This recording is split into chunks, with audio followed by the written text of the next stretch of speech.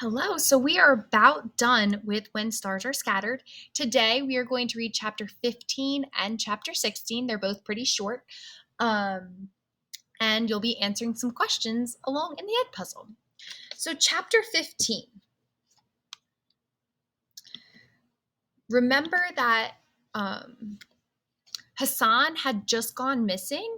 He ran away when the goat died, and Omar had found him in a different refugee camp.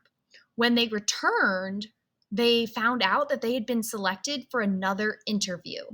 So Omar and Hassan have to go back to the United Nations office to have their second interview.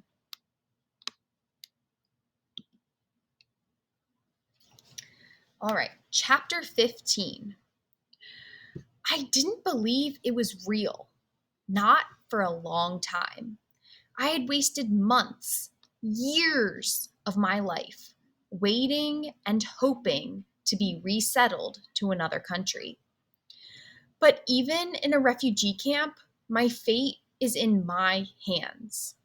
I wasn't going to waste another minute of my life hoping for the impossible. So I keep going to school every day. I keep fetching water. I keep caring for my family as best I can until it is the day before our interview. Do you want to rehearse your story again? No, if I don't know my life story by now, I'll never know it. Well, we should probably leave soon. I thought we'd camp out overnight again. It's even harder for you to walk now. So if we leave in the next hour or two, that will give us plenty of time to take breaks on the way. Omar, I'm an old woman now. I can't make that long walk again. What? Well, I wish you'd told me sooner. Maybe I can ask Ali at the market if we can borrow his cart and donkey. No, I'm afraid you'll have to do this alone. Besides, you're nearly 18 now.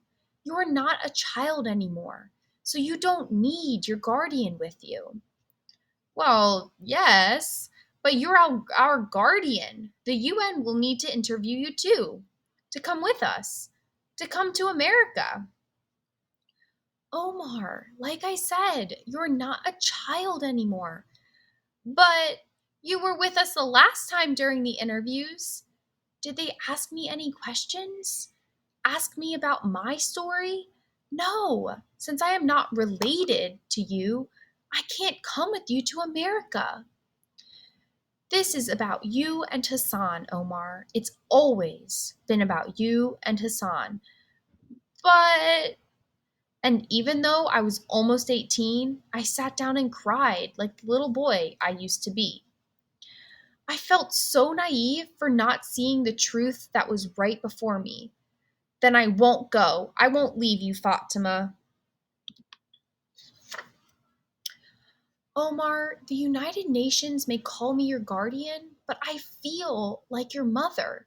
And a mother wants her children to move on, to lead a better life than herself. That's what a mother's love does.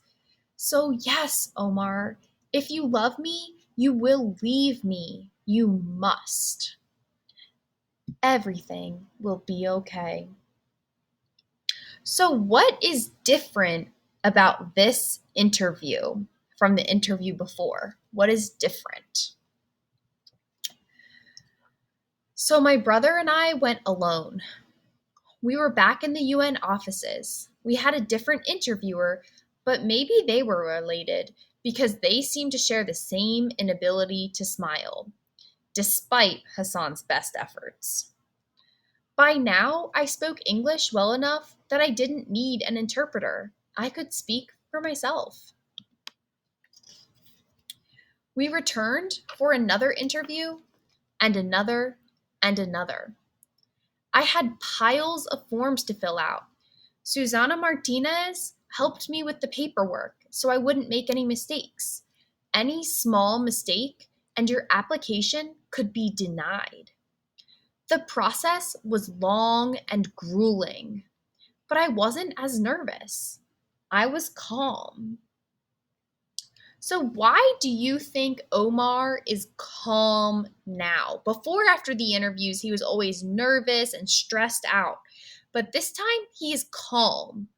Why? How does that show how Omar has changed? The United Nations may decide whether I leave or stay, but only I could decide what I would make of my life.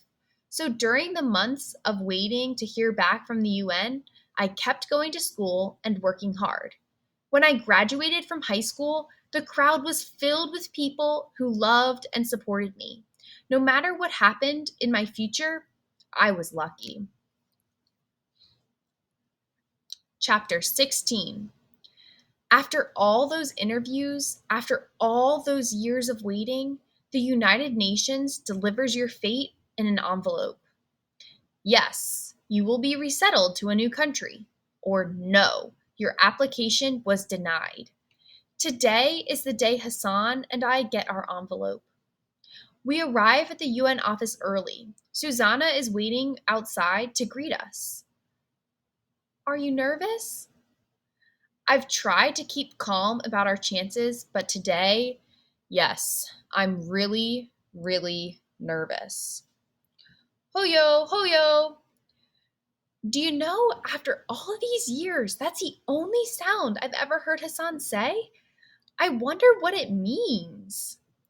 I'm so surprised I forget my nervousness for a moment. But I thought you knew. Hoyo isn't a sound, it's a word, a Somali word. It's the only word Hassan has ever said. Hoyo. Hoyo means mama. But I don't understand. After all these years, maybe he still hopes we can find her. But I don't know if this is true. Maybe I am the one who still hopes we can find her.